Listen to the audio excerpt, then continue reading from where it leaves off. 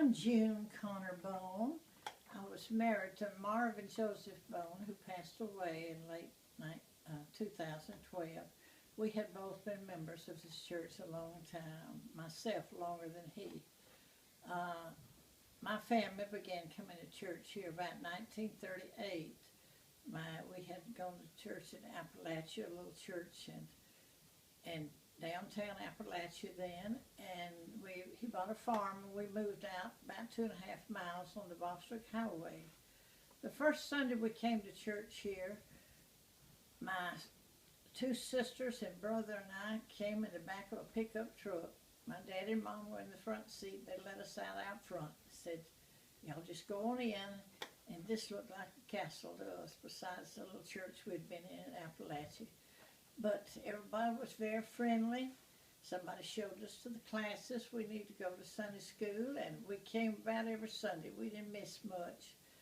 I was in the primary department then, and Miss Paul Ponder, who was Graham Ponder's mother, was the head of the primary department here, and she was with this church for years and years. And she was the head of the primary department and taught me those years. And you just remember that for some reason, those people. And as we grew older, we had a lot of other teachers. Most of the teachers we were real fond of. One of my special teachers was Miss Kitty Newton, who was taught Sunday school here with young people, teenagers and young people for many years. And in a way, when I came to church here, the educational building was not here. We had an assembly before Sunday school then, and then after Sunday school, we had another little assembly. And for just a few minutes, then everybody got together and sang a song or two, and the Sunday school superintendent talked a little bit. Then we went on into big church, as we called it. Attendance was very good at church then.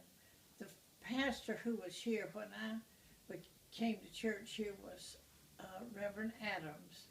He had been here a number of years, and not too long after we started coming to church here, he retired, I believe, and Reverend Reed Pope came. Tall guy, and they stayed here for years, and I think had maybe a child or two while they were here. But anyway, he was a good pastor and stayed here for a number of years. And one of the things I remember about him, cotton was the big thing back in the late 30s and early 40s. He came to our house. They let school out for a week or two for children to pick cotton. And he came out to our house and picked cotton one day, and that was just really impressed me about that preacher. I think I had a lot more respect for him after that. But anyway, let's see what else I can tell you. The baptismal pool was the same place it is now. And at that time, once in a while, we had tent meetings who would come to Madison, and they were in a lot where part of the parking lot is, a small part of the parking lot was a house, but they had a tent across it. We'd have tent meetings, and everybody enjoyed those too. And we got a lot of members from those tent meetings. They would, come and join our church after they were converted at the tent meeting. And let's see, what else can I tell you?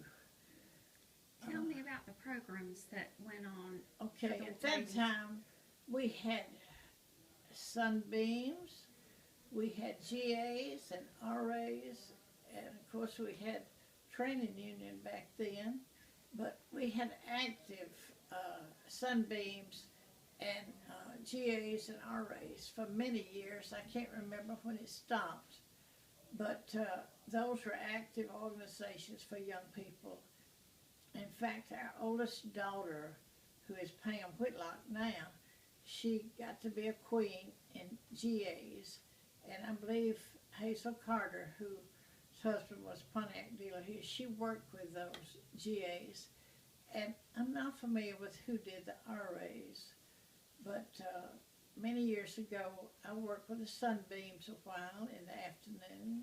After school was when we had it, and we had an active little group of Sunbeams with the real young children. And they would come that afternoon and we'd have little refreshments for them and then have a little Bible study for them. And I think they really enjoyed that. And let's see what else went on then. After Reed Pope left, I'm trying to remember who came as pastor. I'll have to think about that. We've had a good many of them during the years. But anyway, we've been lucky. We've had good pastors. I believe Reverend King came after Reed Pope, and he only stayed a couple of years.